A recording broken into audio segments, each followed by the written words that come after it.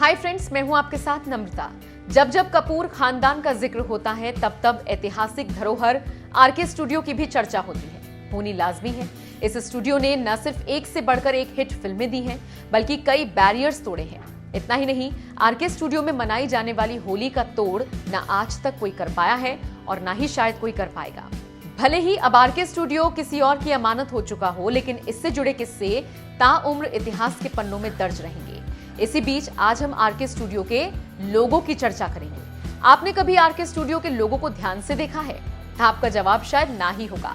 RK studio के किस्सों के बीच भला लोगों पर कौन ध्यान देता है? लेकिन अगर आपने ध्यान दिया होगा तो आपको एक ऐसी फिगर दिखेगी जैसे किसी पुरुष ने महिला को कमर के बल पकड़ा हुआ हो, ठीक उसी तरह जैसे फिल्मों में होता है।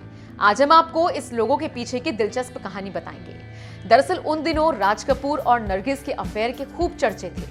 नरगिस भले ही राज कपूर की जिंदगी का हिस्सा ना बन पाई हो, लेकिन आरके स्टूडियो का हिस्सा जरूर बनी। बताया जाता है आरके स्टूडियो का लोगो नरगिस और राज कपूर की फिल्म बरसात के दौरान के एक सीन से प्रेरित है।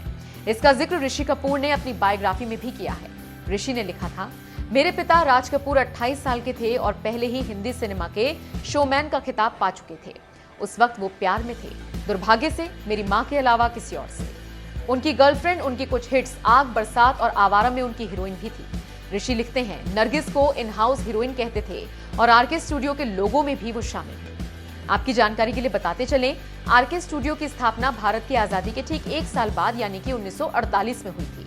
फिल्म इंडस्ट्री को ये नायाब तोहफा सुपरस्टार राज कपूर ने ही दिया था। आरके स्टूडियो और उसके लोगों से जुड़ी ये जानकारी आपको कैसी लगी? कमेंट करके हमें जरूर बताएं।